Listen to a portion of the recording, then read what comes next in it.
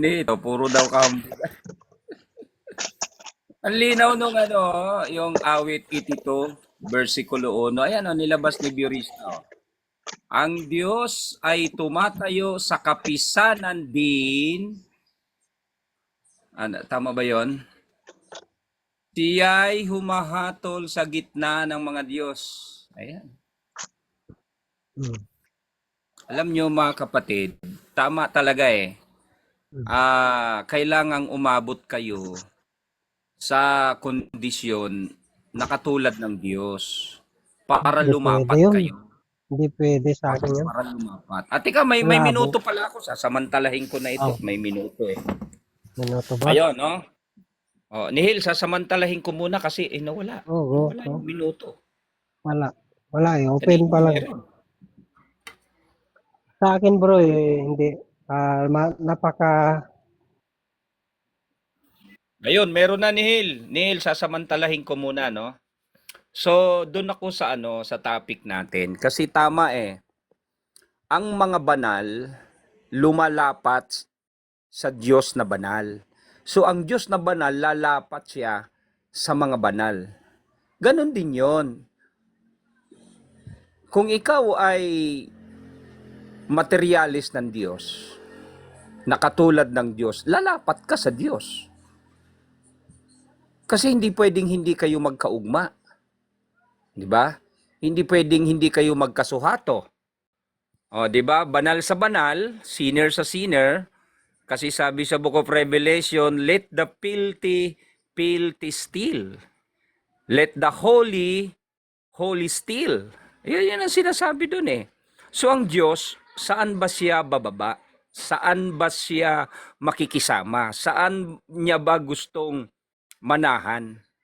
'Di ba sa wangis at larawan niya, nakagaya niya, kagaya ng kanyang kondisyon banal at hindi na nagkakasala.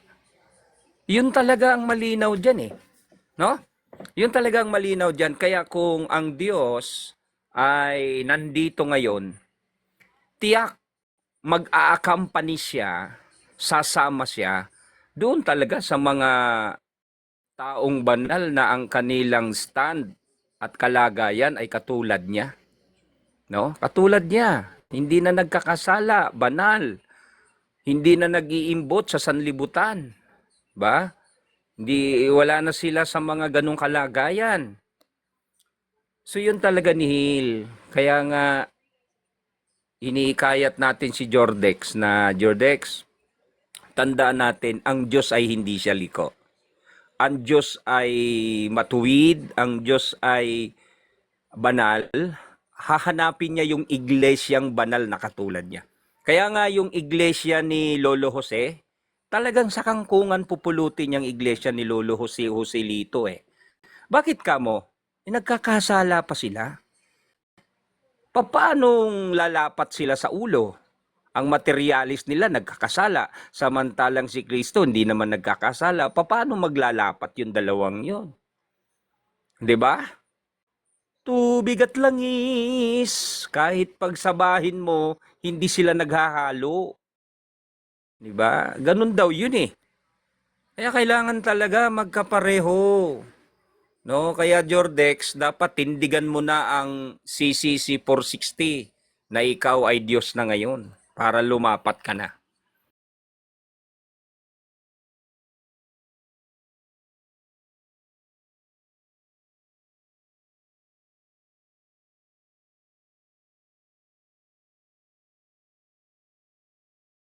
Araw, G. Matuwid. Salamat sa napakaganda, malinis, malinaw. Parang na-bored na gin ako eh pag nakikinig ako sa salita ng Diyos.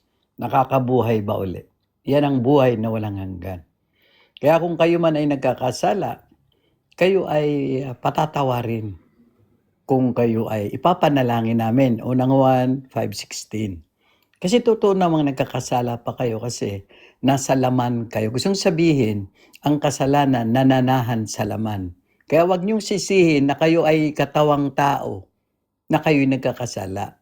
Tapos sasabihin ninyo, hindi makatarungan ang Diyos kapag ako'y pinarusahan kasi ginawa niya lang akong tao.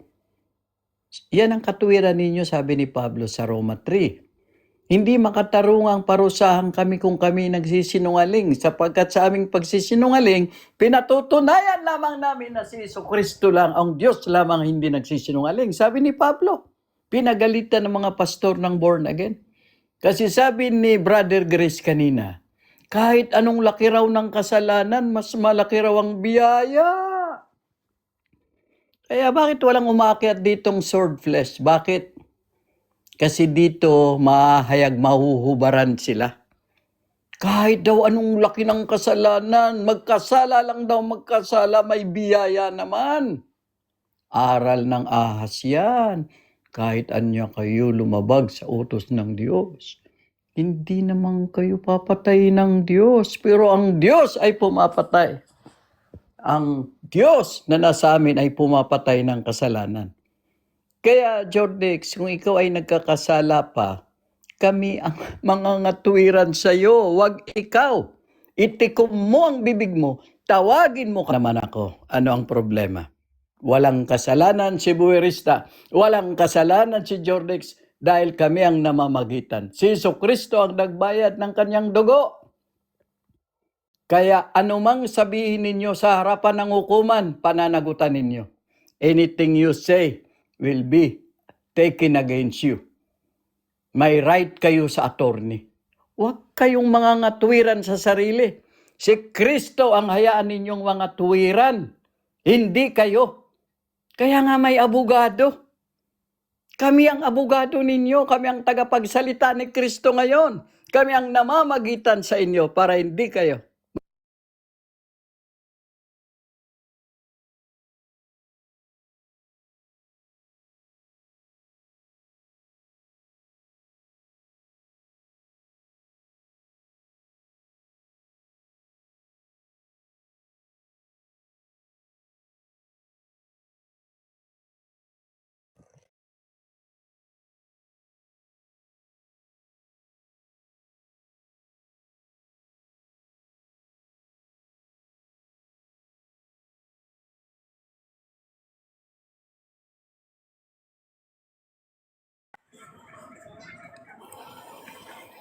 Ayun no, sa 80 to 1. Medyo ano mo lang yan bro sa 6 eh. Sasabihin doon yung mga anak ng kataas-taasang Diyos. No, ay mga Diyos. No, makikita natin sa lumang tipan, lalo na sa bagong tipan. After the cross, ang mga anak ng Diyos ay hindi na nagkakasala. Matuwid, banal. 'Di ba? Kasi sabi dun sa John 1:12, ang nanampalataya kay Kristo ay binigyan ng karapatan na maging anak ng Diyos. Pag tinuloy mo pa doon sa 13, hindi ito sa kalooban ng tao, no? Kundi kalooban ng Diyos. O, finish na tayo dyan. Na tayong pag-uusapan. Kalooban pala ng Diyos. So, sinong kukontra doon? Wala. No? Kasi napakaklaro ng Bible. Ang mga anak ng Diyos ay banal at matuwid. Sabi doon sa Romans 8:29, ginawa tayong katulad ni Kristo. No? Siya ang panganay. Siya daw yung panganay. Tapos sabi doon sa 1 John 4:17, sa mundong ito, tulad na tayo ni Kristo. Kasi nga, kaya tayo tinawag na Kristiyano dahil kay Kristo. Siya talaga dapat natin tularan. Sabi doon sa Efeso 4:23-24, magbago na kayo ng pag-uugali, pag-iisip, no? Sabi doon sa kabanalan at katwiran, katulad ng sa Diyos. Kasi ganun ang gusto ng Diyos, maging katulad niya yung kanyang mga anak. No? Hindi maging katulad ng diablo. Ewan ko ba yung mga Kristiyano dito, yung iba ipinaglalaban yung kasalanan nila. Ayaw nila ipaglaban yung ginawa ni Kristo sa krus. No? Na nagpapabanal. No? Sasabihin nila, taga-sanlibutan pa kasi tayo, magkakasala pa tayo, o basta sabi doon sa John 15:19, hindi na kayo taga-sanlibutan. Kasi kung taga-sanlibutan kayo, inibig nila nawa kayo, pero hindi nila kayo ibigin. Kasi hindi na kayo taga-sanlibutan. Inalis ko na kayo. Ano idadahilan nyo? Lord, nasa sanlibutan pa kasi ako, mahina ako. Walang ganun. Inalis na kayo ni Kristo, no? Sabi dun sa Romans 12:1 and 2. Mga kapatid, ako'y nakikiusap sa inyo. Ihandog ninyo ang inyong sarili na buhay, kalugod-lugod, banal at matuwid sa harapan ng Diyos. Magbago na kayo ng pag-iisip. Huwag na kayong sumang-ayon sa pag-iisip ng sanlibutan. Metanoia. Pagbabago ng isip. Hindi lang isip.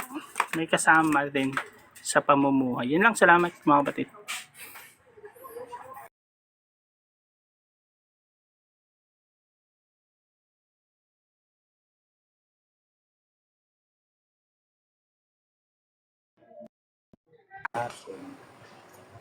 Ano ba tong hukom o yung judges o yung gods dyan sa talata ng Salmo? No? Sa kapitulo o sa kapitulo ng Salmo, particularly nag-start yan sa 2 of Psalms, di ba? Hanggang doon umabot siya sa 82.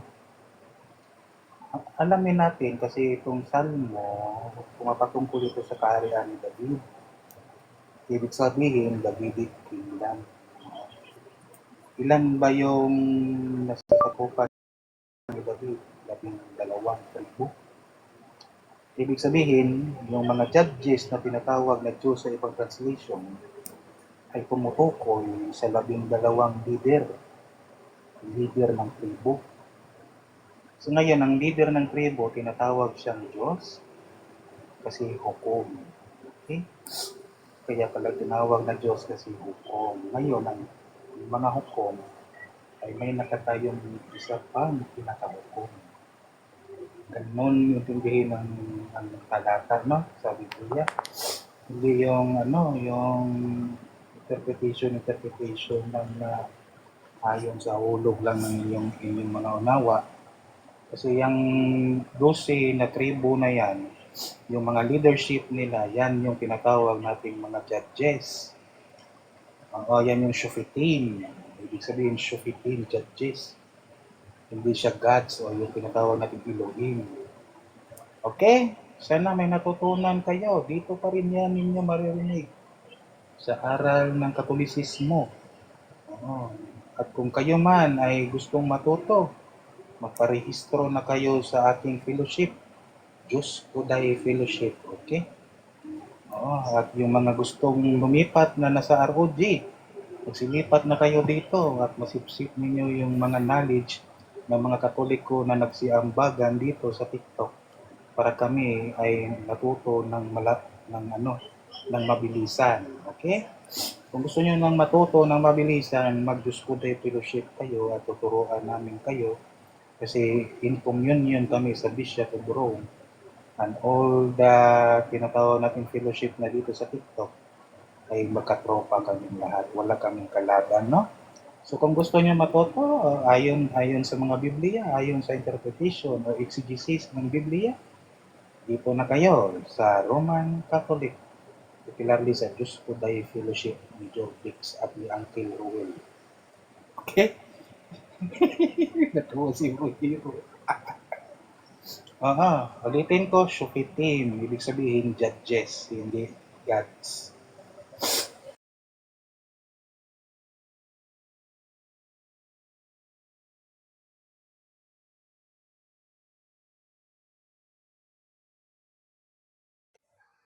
Hello bro. Rinig ba ako? Mabuting gawa style. Okay.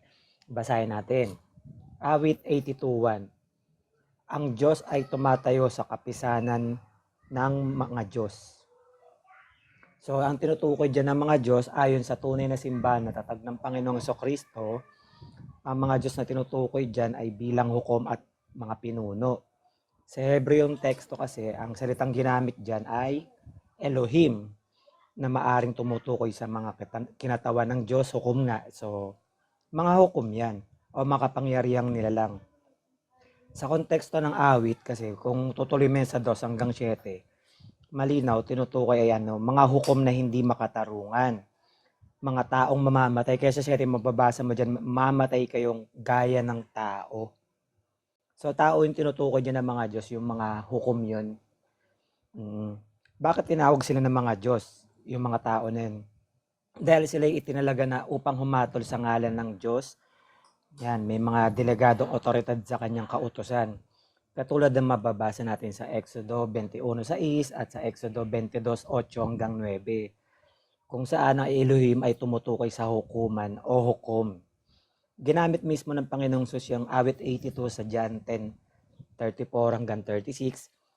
Kung sabi, hindi baga nasusulat sa inyong kautusan, ako yung nagsabi, kayo yung mga Diyos.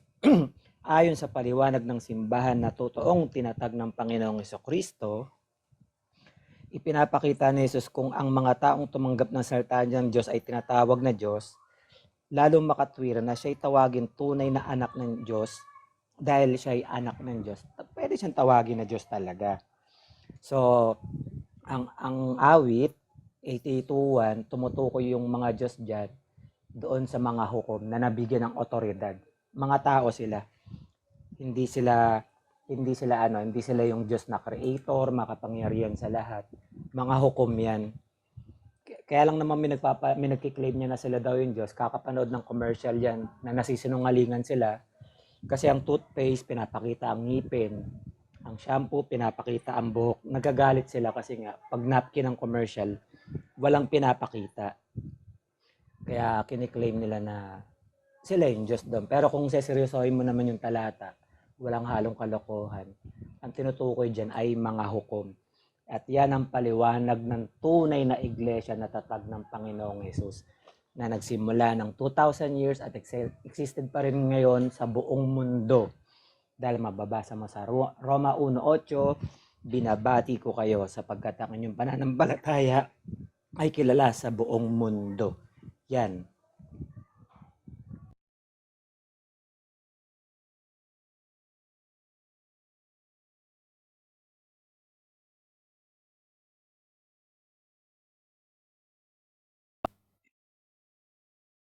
Okay, ROG, mga matuwid po yon. Nakasulat yan noon pa. May mga anak talaga ng Diyos. Mga matuwid yan, katulad ni Kristo. Kaya nga, pag sinabing hukom, may kapangyarihan ka. Kami ay mga mensahero, hukom, mga anghel na tagapagsalita, mga Diyos. Kasi ang mga anghel na nagpakita kay Jacob noon ay mga Diyos yun. Kaya nga nagpakilala ang tao, ang Diyos sa tao. Kayong hindi naniniwala na kayo ay anak ng Diyos, kayo ay anak ng kasalanan, pagsalansang. Kasi sinasabi ninyong nagkakasala kayo kasi wala ka pa yung kapangyarihan laban sa kasalanan. Kaya alipin kayo, sabi sa John 8:34, ang nagkakasala ay alipin, hindi anak. Ang anak ay nananatili sa kanya, sabi sa John 8:34, 35. 34. Manatili, sabi niya, manatili kayo sa akin. Kaya kayo, hindi kayo makapaniwalang kaisa kayo ng Diyos kasi malayo kayo sa Kanya. Ilinayo kayo ng kaaway at ginising kayo na kayo'y mga busabos, mga palaboy-laboy kasi pinalaki kayo ng amang dyablo. Kami, nagising na kami sa katotohanan, kami pala ay binago na ng Diyos. Ipinanganak na kami sa Kanyang Espiritu. Kaya ang mga hukom, ang may kapangyarihang humatol. Kami ang hahatol ngayon at ang hatol namin sa kasalanan ninyo ay wala na. Kaya kami ang nagliligtas sa inyo. Sapagkat sasabihin namin sa nag-aakusa sa inyo, not guilty. Yan, si Aaron, not guilty. Dahil siya ay pinalaya na ni Kristo. Hindi naman kayo ang magsasalita, kami ang magsasalita para sa inyo. Kami ang tagapamagitan, kami ang taga-abogado ninyo. Sa araw na yung pag-uukom, huwag kayong magsasalita. Kung sasabihin nyo lang nagkakasala kayo sa araw ng pag-uukom, kayo ay mapaparusahan sa inyong walang kwentang salita. Kaya nga may abogado, may namamagitan. Huwag kayong mga tuwiran sa laman. Mga tuwirang kayo sa katuwiran ni Kristo. Kaya ito si Aaron, kahit kayo miyembro ng Catholic, hindi naman kayo naniniwala sa turo ng mga apostol. sa turo ng Triple C ng Katikism ng Katolik na kayo'y divine partaker, hindi kayo tunay na Katoliko. Kasalanan ng mga pari ito, hindi kayo tinuruan. Kasalanan ng mga obispo ito, mga kardinal. Kasalanan ng Papa ito.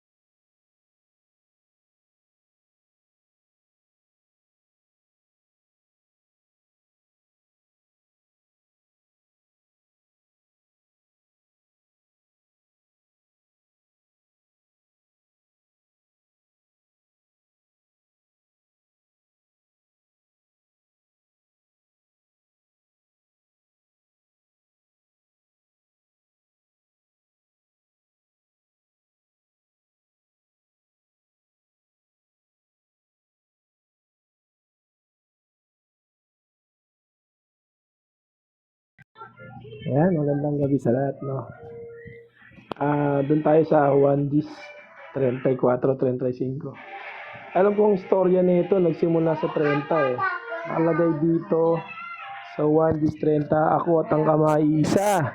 Nagsidampot uli ang mga bato, ang mga Hudyo. Nagsidampot uli ng mga bato ang mga Hudyo upang siya'y batuhin. Sinagot sila ni Jesus, maraming mabubuting gawa na mula sa Ama ang ipinakita ko sa inyo. Alin sa mga gawang iyon ang ibinabato nyo sa akin? Sinagot siya ng mga Hudyo, hindi dahil sa mabuting gawa ay binabato ka namin, kundi sa pamamusong. At sa ikaw, bagaman ikaw ay tao, ay nagpapakanwari kang Diyos. Sinagot sila ni Jesus, hindi baga nasusulat sa inyong kasulatan, aking sinasabi kayo mga Diyos. Kung tinatawag niyang mga Diyos, yaong mga dinatnan ng salita ng Diyos at hindi mangyaring sirain ng kasulatan. Itong ginagamit nila dayuhan, itong kwento na to, alam ko depensa ni Jesus to sa mga Hudyo na binanggit niya di ba nasusulat sa inyong kasulatan. Ibig sabihin may pinagkuhanan to, tama si Bro Aaron Merong pinagkuhanan to sa awit, yung binasa ni Bro Aaron hindi naman porke sinabi ni Jesus dito na Diyos na yung mga dinatnan, Diyos na rin kung ituturing natin tunay na Diyos, hindi. Katawagan, oo. Pero yung tawagin mong sarili mong Diyos na tunay, mali yun. Doon naman sa mga claim ng ROG na paulit-ulit na lang na hindi sila nagkakasala. Alam mo, dayuhan, napakalaking kasalanan sa Diyos na yung sarili mo, niloloko mo, dinadaya mo Kasi kung yung sarili mo, dinadaya mo, wala ka ng ibang dadayain pa Ay wala ka ng ibang pwedeng hindi mo dadayain. Sarili mo na nga, dinadaya po yung mga kapatid mo, yung magulang mo, yung kakilala mo, yan. Lahat yan dadayain mo lang kasi sarili mo, dinaya mo Wala naman nakakaalam ng mangyayari kinabukasan Kawikaan 27:1, walang nakakaalam. Bakit pilit-pilit yung sinasabi na hanggang kamatayan nyo, hindi na kayo magkakasala? Meron pagkakataon na magkasala kayo. Baka ngayon nagsisinungaling kayo. Pag tinatanong kayo ng categorical, puro kasinungalingan nyo na ilalabas ng bibig nyo Pag-isipan nyo mabuti, no? Kasi yung mga pagsasabing wala silang kasalanan, kamukha rin yan ng pag-aaring ganap sa sarili. Kasi sinasabi nilang ligtas na sila. Walang pinagkaiba yon. Dinagdagan nyo lang para mas maging kaakit-akit yung panghihikayat nyo sa tao Kung sa mga born again, wala nang ligtas na, magpakailanman, kayo dinagdagan nyo para makaakit kayo. Ganun din yun Ayun lang. Salamat.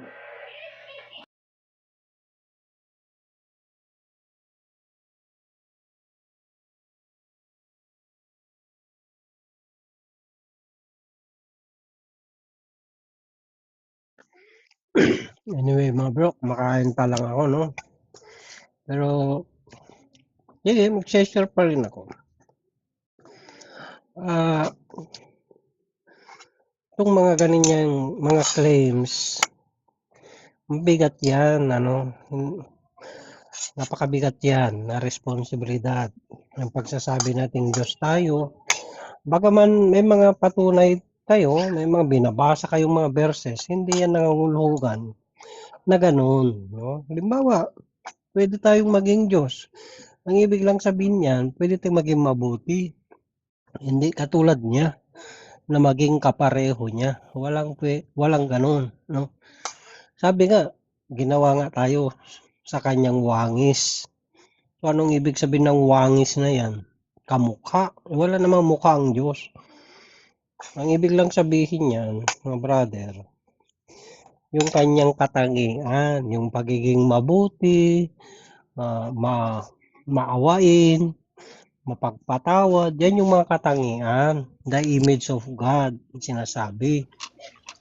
Kaya, minsan, masyado yung minamanipula, no? Binabaluktot yung mga aral para sa mga pansariling hangarin.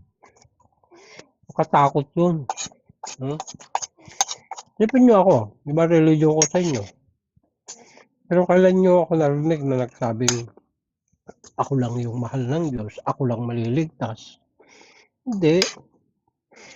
Kung iba man ang paniniwala ko, doktrina lang. Pero sa kaligtasan, hindi ko sinasabi o iniisip na ako nakakahigit sa inyo. Sa doktrina, malamang. Pwede kong sabing nakakahigit. Bakit? Hindi nyo kayang mahalin ang ibang paniniwala. No? Na taglay din nila yung kabutihan. Hindi nyo kaya yun. Bagkus sisiraan nyo. Sa aral pa lang. Ano-ano yung mga aral na taglay ng kinabibilangan ko? Search after truth. Wala sa inyo yan. Bakit? Bulag kayo sa katotohanan. Pangalawa, ano yung mga prinsipyong tinuturo? Education must be compulsory education. Isa yan na kailangan ng mundo natin, kaya maraming nalilihis ang landas. Bakit? Lack of education. Science and religion, dapat magkatuwang yan. O sa inyo, hindi po pwede yan.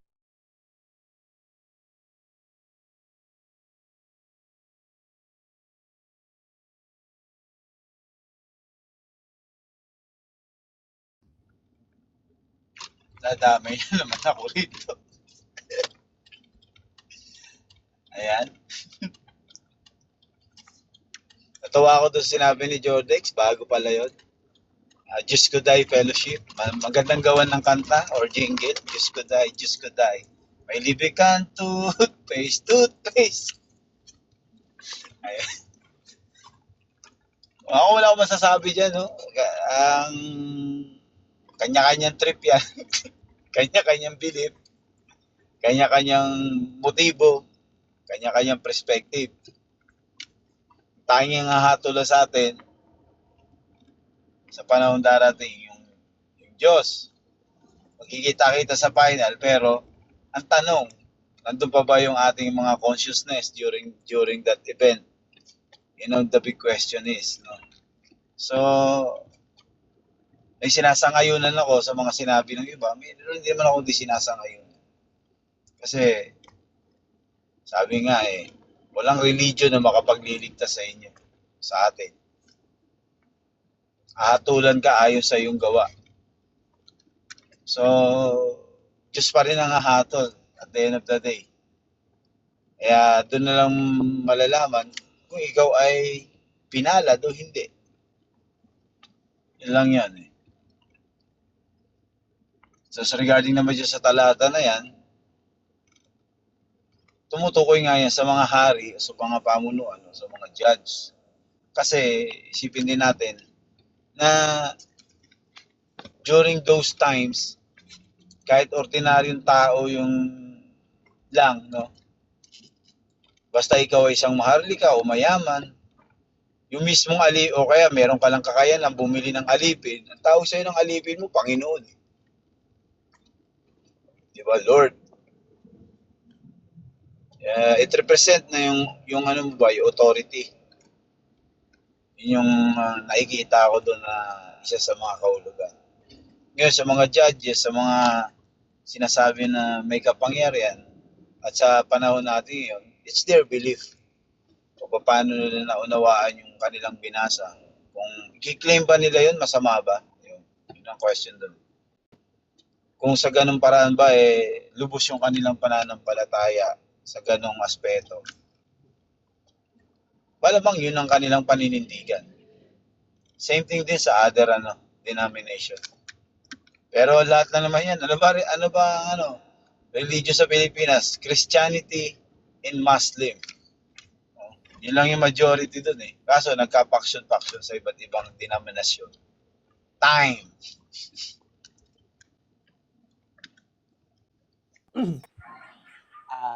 Tawag dito, ma-share ko lang, no? Ma-share ko lang. Yung